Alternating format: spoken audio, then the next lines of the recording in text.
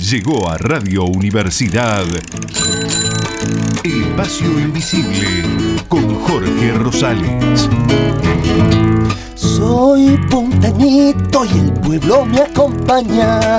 Soy puntanito y le canto a quien trabaja. Cuando sopla el chorrillero me hace un nudo en la garganta, pero este viento mañero me hace cantar con más ganas.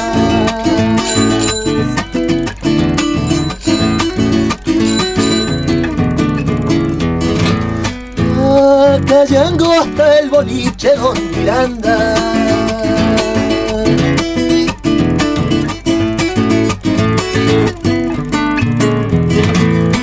Soy puntanito, una nueva voz cuyana.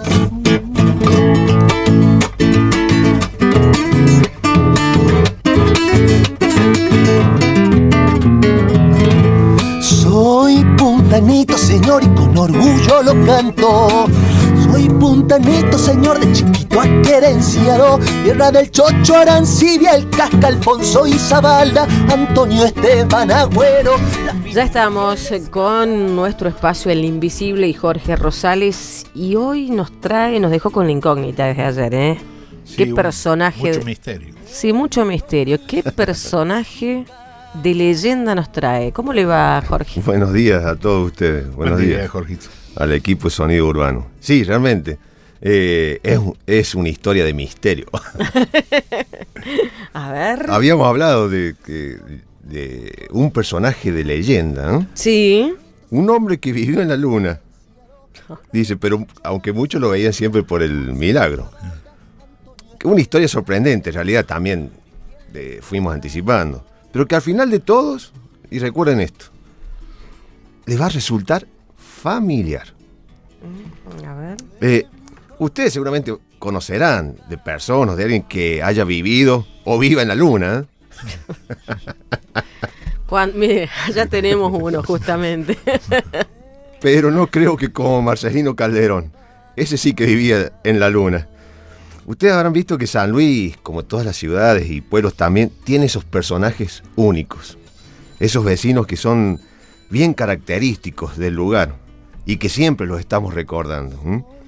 ¿Pero conocen el milagro ustedes? ¿O habrán sentido nombrarlo? Sí, claro. Sí, nombrarlo sí, pero... En realidad está aquí cerquita, no muy lejos, a unos 23 kilómetros al norte de la ciudad, más o menos. Ustedes han pasado muchas veces por allí. Es por la ruta 146, el camino del Bajo, que también lo conocemos. Luego de cruzar la rotonda de la Punta, unos 10 kilómetros más allá, entre Suyuque y la Villa de la Quebrada, ya departamento Belgrano. Bueno, don Marcelino era de allí, del Milagro. Era un hombre de campo, bien criollo, que también tenía su casa aquí en la ciudad. Y como les dije, parecía estar siempre en la luna. Era muy olvidadizo. Don Marcelino un día, muy apurado, se había levantado de la mañana para viajar al norte, a su campo. Y cuando iba caminando por la calle muy apurado, chalina y no sé qué otra cosa tenía. Y la gente lo miraba y se reía. Entonces decía, pero hombre, porque así hablaba. Pero hombre, ¿de qué se ríen? ¿Por qué se ríen? ¿Que se ríen de mí? Y hacía así, bárbaro. ¿Cómo no se van a reír? Dice, si no me he puesto las bombachas. Se había puesto las botas encima de los calzoncillos largos. Y no se había puesto la bombacha. Y pegó la vuelta a buscar la bombacha. Eso. La gente se reía, claro, si iba en calzoncillos. Realmente muy olvidadizo también. Sí, tenía. Y cuando dejó el saco ese que lleno, porque, claro, porque dicen que había dejado un saco ahí en la estación, ahí donde traían la leña, en la báscula. Había un saco ahí, pero días ahí tirado arriba de las leñas. Y nadie se preocupaba por ir a sacarlo al saco, porque Dice que era cualquier cosa menos un saco limpio. Entonces, un día cae don Marcelino. Por favor, dice, ¿no me han visto un saco por acá? Porque así hablaba. ¿No me han visto un saco por acá? Don Marcelino, no. Y otro dice, mire, me parece que he visto por allá algo así, un saco, me parece. Por allá. Estaba arriba de una pila de leña. Era el saco de él que se había olvidado. Nadie le dio bola a ese saco. ¿Sabe lo que hacía para burlarse de ellos? Agarró el saco, sí, este es el saco mío. Metía la mano en un bolsillo y sacó un puñado de plata. Metía la mano en otro bolsillo y sacó lo que no sabe. Miren todo lo que tenía el saquito. Se querían morir. Ese saco tenía bolsillos y en todos los bolsillos tenía plata. Y después agarró, lo guardó tranquilamente y se fue. Los dejó con la intriga ahí. Bueno, así lo recuerda Gilberto Tito Argüello. Él tiene casi 90 años, Tito. Y no solo que lo conoció, sino que llegó a trabajar en realidad en la casa de don Marcelino. Después de escuchar estos relatos, no sé ustedes, pero a mí me llamó mucho la atención la historia del saco, ¿eh? Claro, sí. Un saco que era un hilacha y estaba lleno de bolsillos de donde iba sacando dinero. Claro. Y como hombre de mucha fortuna, no le podía estar faltando el automóvil. Fue el primero en tener vehículo en esa zona del departamento de Belgrano. ¿Se lo imaginan a don Marcelino con lo despistado que era manejando un auto? Porque iba y sacaba un auto y le tenían que enseñar a manejar. Entonces, había comprado un auto nuevo y no se acordaba muy bien para el manejo. Y un día iba, dice, echando a puta. ¿Y qué pasó? Gritaba. Che, muchacho, atajámelo, decía. Iba uno a caballo, claro. Muchacho, tajámelo, porque no sabía cómo frenarlo. Lo tenía pisado en el acelerador y no sabía que tenía que sacar el pie del acelerador y pisar el freno. Che, muchacho, enlazámelo, decía. Tenían aventura. A la vuelta. Sí, había comprado ese auto que había comprado. Hizo una fiesta para festejar la compra. ¿Y qué hizo? Puso el auto así y le prendió las luces. Y ahí lo dejó con las luces prendidas porque quería tener iluminada la fiesta en el patio. Y se fue achicando la luz esa hasta que se le acabó la batería. Entonces, y dice, mire lo que me han vendido, carajo, dice, ya no tiene más luz. Mañana mismo voy a ir a reclamar esto. Bueno, quiso hacerlo arrancar, no arrancaba, que se reenojó. Agarró y se vino a donde le habían vendido el auto. Venía muy enojado. Mire, dice, no tiene ni luz, ni arranca, un auto nuevo, yo se los he pagado. Don Marcelino, no sé lo que habrá hecho usted. Yo le voy a mandar un mecánico para que le revise el auto. Así que le vamos a reconocer todas las fallas que tenga, se las vamos a reconocer. Mandaron un mecánico. Fue el mecánico allá y la batería no tenía luz, no tenía carga. Puso una batería nueva, lo tocó, arrancó. Don Marcelino, ¿sabe qué? No. La batería esa que tenía el auto no tenía carga. Y bueno, ¿y para qué me dan una cosa que no sirve? No, don Marcelino. La batería era nuevita, pero usted ha dejado las luces, seguro que no le apagó las luces. ¿Sabe que sí? ¿Por qué? Y porque anoche estuvimos alumbrando la fiesta. Y vio que teníamos, nosotros le hemos dado el auto en condiciones. Son insólitas estas historias que nos cuenta Tito, ¿eh? Aunque no es la única que se conoce, sobre todo aquellas que hacen mención a los serios problemas que tenía Marcelino para frenar. Hay una que dice que al venir a la ciudad, como toda gente de campo, con vehículo, se ofrecía a traer a los vecinos del lugar. Pero todos ya sabían las precauciones que debían tomar. Cuando iban acercándose al destino, cuentan los pasajeros que empezaban a tirar sus equipajes desde antes. Y luego se lanzaban ellos, con el auto en marcha, porque sabía que Marcelino no podía frenar. Imagínense, con campo en distintas zonas de San Luis, como el Toro Negro también, la fama de Marcelino se extendía por todas partes. Y con solo nombrarlo ya despertaba curiosidad por conocerlo. Suerte esta que tuvo en 2 ocasiones Pedro Tito Morán también, cuando siendo niño acompañaba a su padre en las tareas rurales, allí, en el Toro Negro. ¿Cuántas veces llegó a ver a don Marcelino? 2 veces. ¿Ah? La primera vez fue donde estaba mi viejo, mi papá. ¿En qué zona? En Toro Negro. Uh-huh. Sí, de allá soy yo y don Marcelino tenía una estancia en el destino, apegado al Toro Negro. Y fue a buscarlo mi papá por un trabajo. Esa fue la primera vez que lo conocí. Yo había salido de la escuela ya, 15 años, sí, porque a los 14 salí de la escuela, hice el sexto. Y después lo volví a ver por la calle. Me dice, che, muchachito, ¿y no has visto un animal? Sí, ahí andan unas vacas, le digo, son mis, che. Era bastante criollo para hablar, ¿eh? Y a mi ciudad ya vivían por la calle, tenía muchas vacas, según decían. Eso fue las 2 veces que yo lo vi.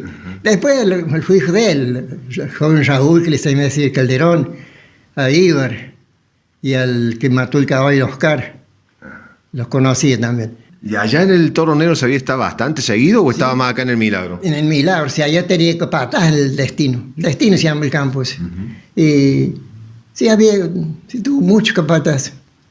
¿Y qué tipo de hacienda tenía? Y de todo, de toda clase de vaca. ¿Mezcla? Sí, mezcla. Uh-huh. Pero no como que hay ahora, que hay pampa, no le conocía esos buenos animales. Pero tenía muchos tenía. ¿Y únicamente vacuno? Sí, vacunos, sí. Y después tenía un campo por ahí por la Daiza, que de por ahí yendo a Sanjita, por ahí. Le conversaba ese vez a mi papá, que tenía campo por ahí. Y después en el Peje, al palabra departamento de Ayacucho. Allá donde lo mató el caballo el Oscar. Ah, no sabía eso. ¿Cómo fue? Le pegó una patada a un caballo ese. ¿El Oscar era el que era diputado? No, Raúl. Raúl era diputado, sí. No, el Oscar era parecido al padre de medio. ¿Y lo vio andar en el auto alguna vez? Sí, sí, cuando fue a buscarlo a mi papá fue en el auto. Estábamos por adentro del campo, distante de la casa.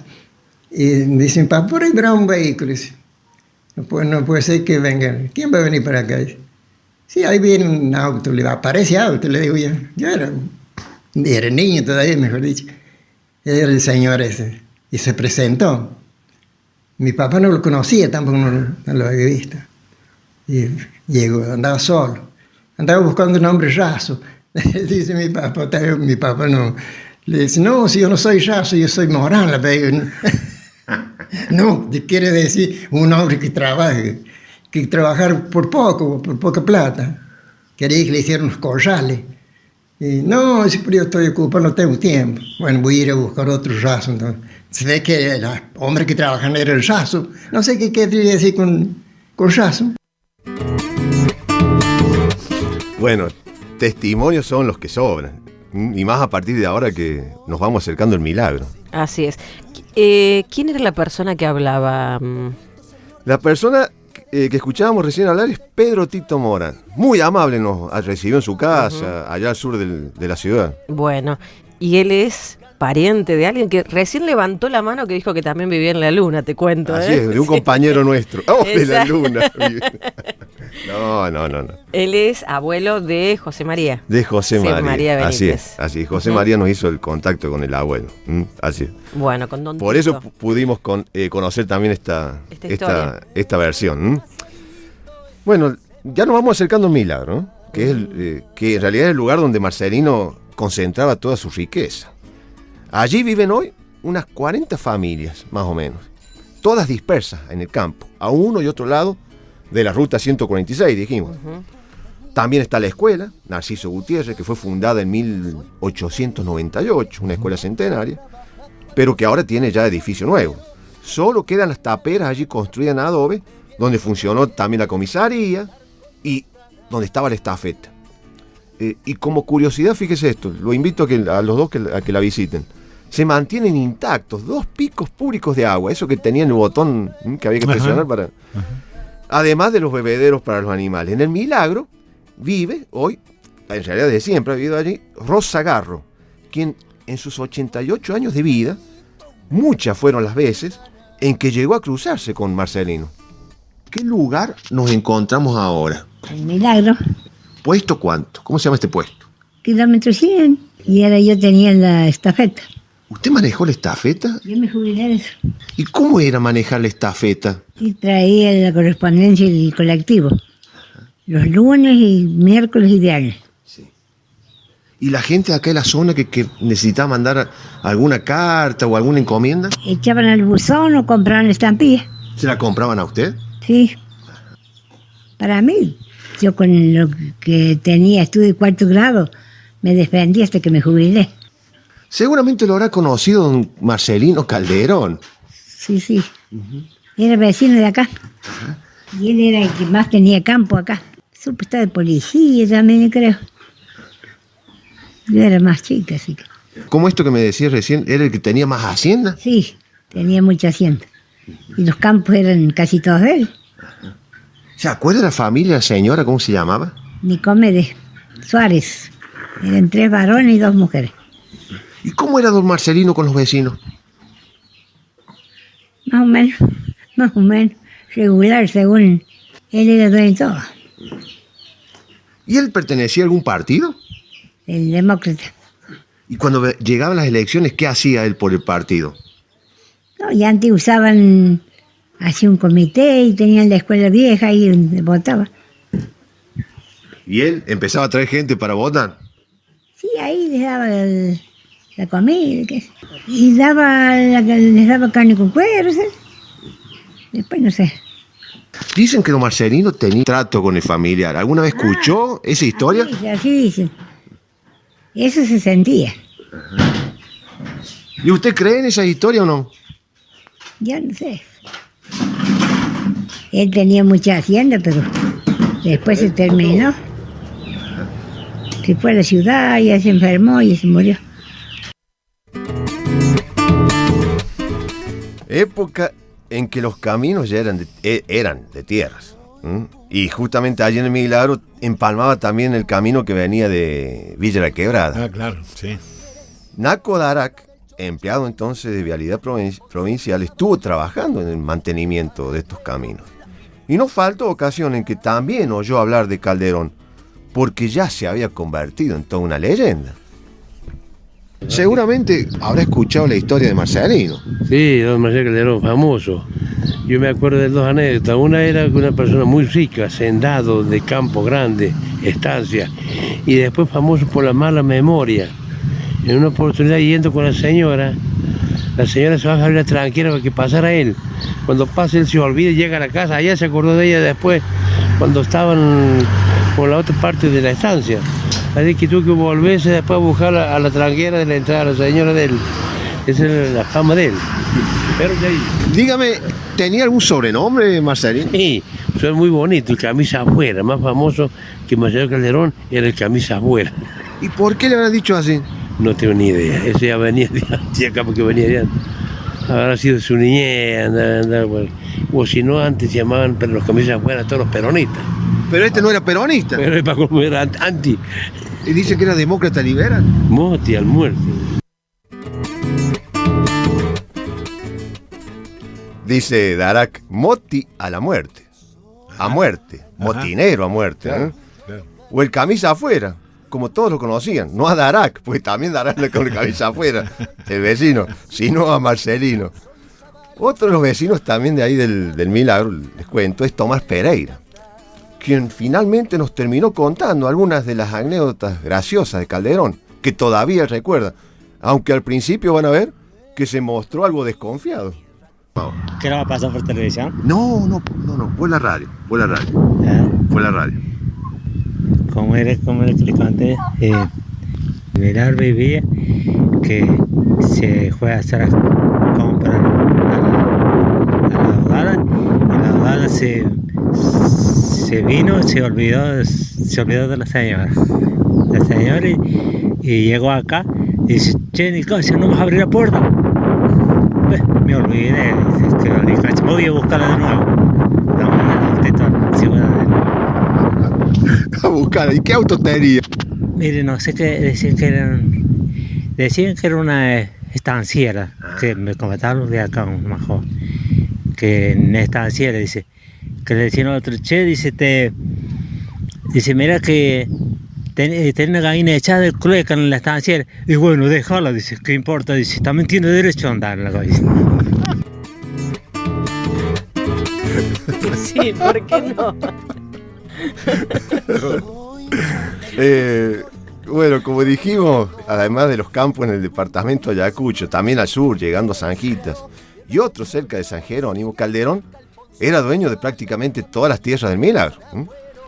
Para ubicarnos en el tiempo, estamos hablando de las décadas de 1930, 40, 50 e inclusive parte del 60, en que Marcelino llegó a acumular su mayor riqueza, según así lo atestiguan todas las personas a quienes pudimos entrevistar.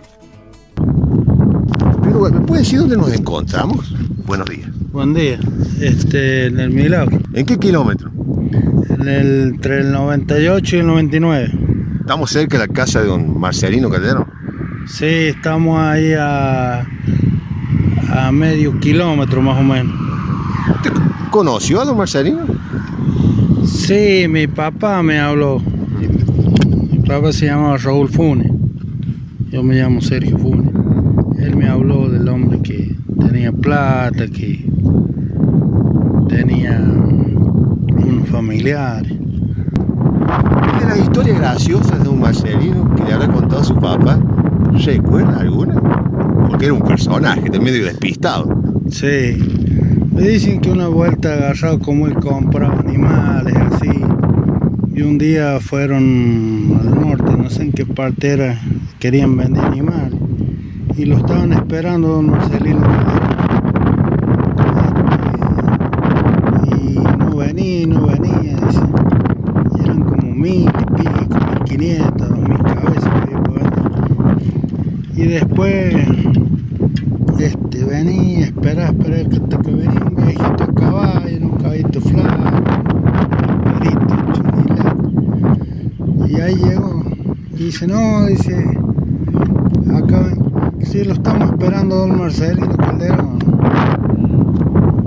Pero no, dice, pero nosotros, yo soy don Marcelino Calderón, pero nosotros nos vendimos por una vaca, dice, y cuánto pide, y qué sé yo, hasta el último que empezaron a lotear y empezó a, sí, déjeme este lote, déjeme este. Y se los compró todos. Y dice que tenía una bolsa, tenía por todos lados, andaba sobre todo de camperón y qué sé yo, pero en todos lados, en todos los bolsillos tenía plata. Le faltó plata. Se fue el caballo y tenía una bolsa de esas de maíz y ahí tenía la plata. Le pagó todo y habían estado días para pillar los animales. Y le vamos a ayudar a llevarlo. No, yo no le llevo, las llevo sola. Que dice, dele puerta, que estaba parado en y agarró y las llevó sola la vaca. Dice que iban en fila, parecían soldados. Ahí está la historia familiar presente, ¿eh? ¿Usted cree en la leyenda, cierto? Sí, todos me han dicho eso. Sabía prestar, le dicen, él es el que le prestaba plata al Banco Nación de acá. Le prestaba plata al Banco Nación. Muy ilustrativa la frase para dimensionar la riqueza. Mirá si lo tuviéramos ahora. Sí, el favor que nos haría. Para dimensionar la riqueza de don Marcelino. Les pido disculpas por el viento, que está corriendo como ahora el norte. En ese momento estaba corriendo. En realidad él hablaba de que lo vieron llegar a don Marcelino en un caballito flaco, chunilache flaco. Y claro, entonces, cuando lo ven llegar solo, por eso le dicen, no vendemos de un solo animal. Pensaba que no era un hombre de fortuna. Dice, no, si me pienso llevar todos. Bueno, una de las historias que nos contaba en este caso Sergio Funes. Bueno, y que muchos en realidad le atribuían esta riqueza a que tenía un familiar. En realidad, no uno, sino dos familiares. Estamos hablando de una leyenda, ¿no? O mito, como le dicen también a algunos. Historias que tienen una fuerte presencia en nuestra provincia. Le cuento, la investigadora Berta Elena Vidal de Batini, en uno de los tomos, el 8, de su trabajo sobre cuentos y leyendas populares de la Argentina, recopiló 11 versiones del familiar, entre ellas 3 de San Luis. También, don Jesús Librato Tovares hace referencia al familiar. Incluso María Delia Gatica de Montiveros relata una leyenda del familiar relacionada con la fortuna de don Juan Tomás Montiveros, de Luján, al norte de San Luis. Particularmente mi abuelo me contaba que había veces que se les escapaba el familiar, entonces la dueña ofrecía recompensas para el que lo encontrara. Y ellos habían rastreado una vez en unas calles ahí cerca de la casa de mi abuelo, que era donde yo vivía, en calles de tierra, habían encontrado un rastro de una víbora muy grande, ancha sobre todo, y con cerdas, tenía cerdas, contaban que tenía cerdas. Y decían que era una víbora, un víborón negro, muy peludo, con cerdas ásperas, duras. Eso es lo que comentaba. Y también se escuchaba en una de las casas antiguas de la señora que tenía el familiar, en el centro del pueblo, que lloraba. Se escuchaba que lloraba, como un bebé. Se escuchaba eso, que lloraba como un bebé, que a veces lo tenía desatendido y lloraba. ¿Y había ritos que se practicaba una vez al año por allí para mantener justamente presente esta leyenda del familiar? Ella, para la época de San Juan Bautista, cuando terminaba la novena de San Juan Bautista, entregaba carneaba muchos animales, muchas vacunas, y le regalaba carne a la gente del pueblo. A todo el que quisiera retirar carne, ella en las mañanas, todo el día estaba repartiendo carne, todos los empleados repartían carnes para la gente del pueblo. Y ese mismo día, pero en un lugar aparte y como selecto, iba gente que ella personalmente invitaba a un agasajo, un almuerzo así grande con todas las personalidades del pueblo, pero gente importante o gente de la alta sociedad, digamos. Bueno, ahí escuchábamos a Rodrigo Quevedo. Él es folclorista y nativo de Luján. Nos hace una reseña de las historias que siempre le contaba a su abuelo. En realidad esta señora que menciona es conocida, era doña Teresa Gatica. Bueno, una leyenda, recordemos, es una narración breve que se transmite en forma oral. Y el propósito es explicar los hechos, las tradiciones de los pueblos en forma fantástica.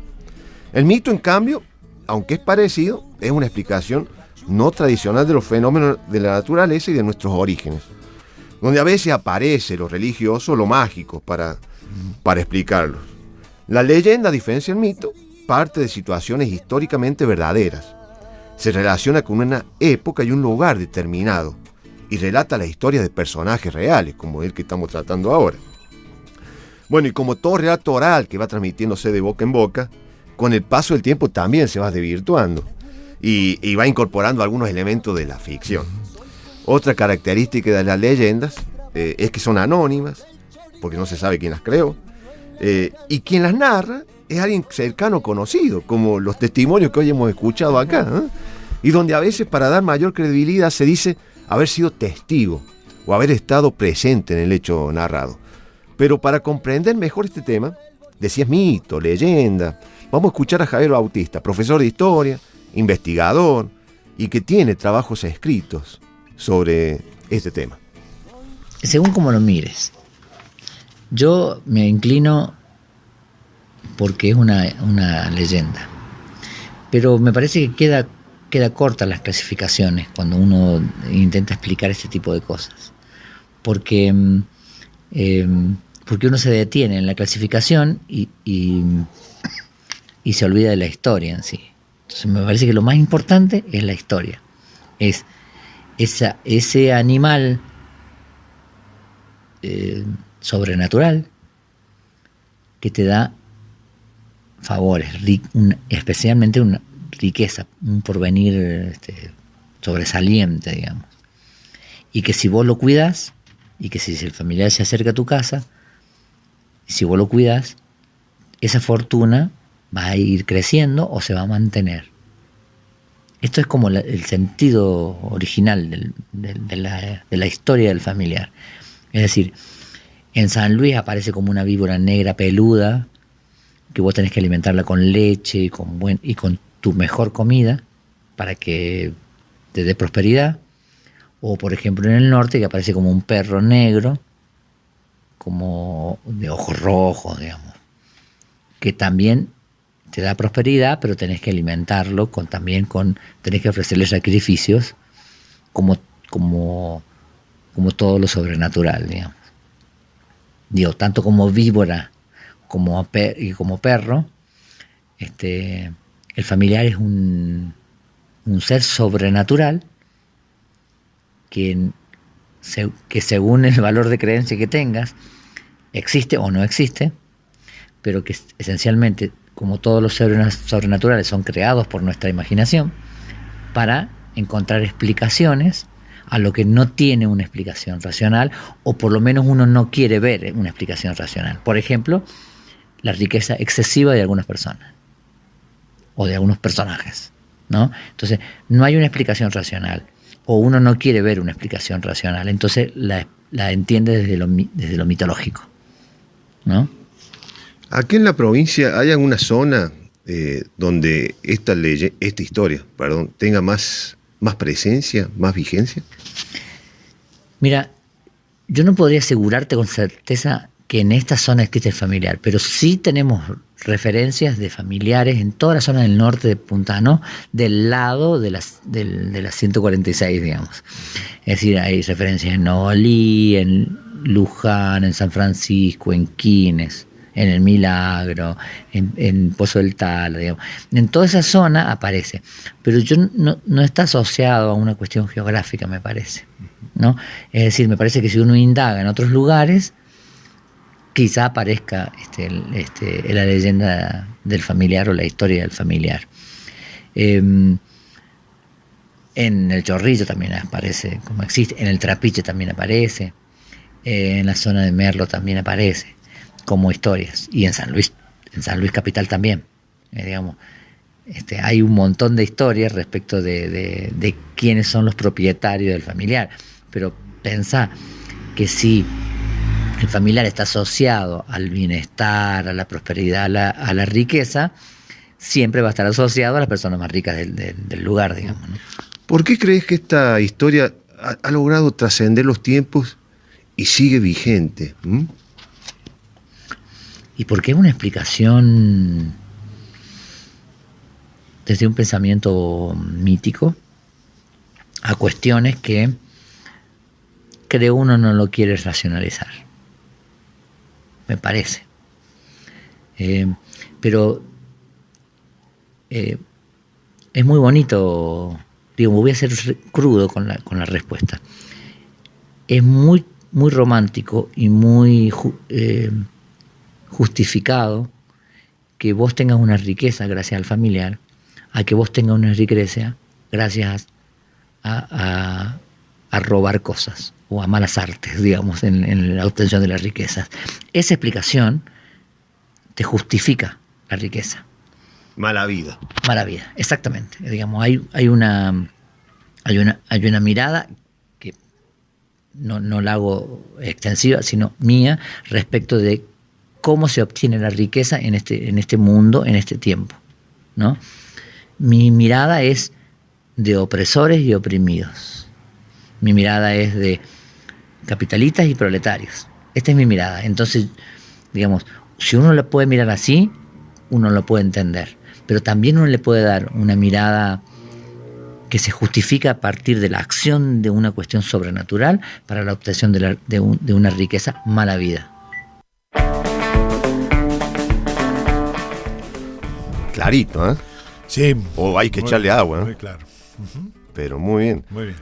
Bueno, ¿cómo termina esta historia? Marcelino Calderón no tenía 3 varones, sino 4. Eso es lo que parece. Ese cuarto no era muy conocido porque estaba siempre en la casa y le decían el niño, y tenía problemas psiquiátricos. Son 2 versiones que han coincidido en lo mismo. El resto siempre menciona 3 varones y 2 hijas. Bueno, de los otros varones, Oscar murió a causa de una patada que le dio un caballo, y a Raúl, que llegó a ser diputado y era muy querido en la zona del Milagro, lo mató uno de sus hermanos.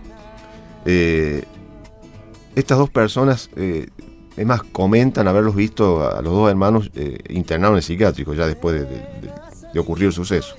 Bueno, y las 2 mujeres también fallecieron hace un tiempo aquí en San Luis. Pero bueno, después de tanta tragedia, me parece que es preferible recordarlo a don Marcelino por sus historias graciosas y estas hazañas que por lo otro, ¿no? Claro, exactamente. Un personaje de leyenda. Sí, con poca memoria. Como el desmemoriado. Bueno, muchas gracias, Jorge Rosales. Te esperamos el próximo viernes para disfrutar de este espacio del invisible aquí en Sonido Urbano. Bien. Hemos conocido algo más de las leyendas locales, ¿no? Exactamente. Muy bien, gracias a ustedes y al equipo acá de Sonido Urbano.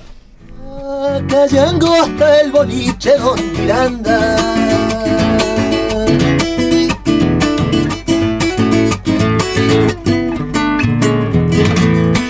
Soy puntanito, una nueva voz cuyana.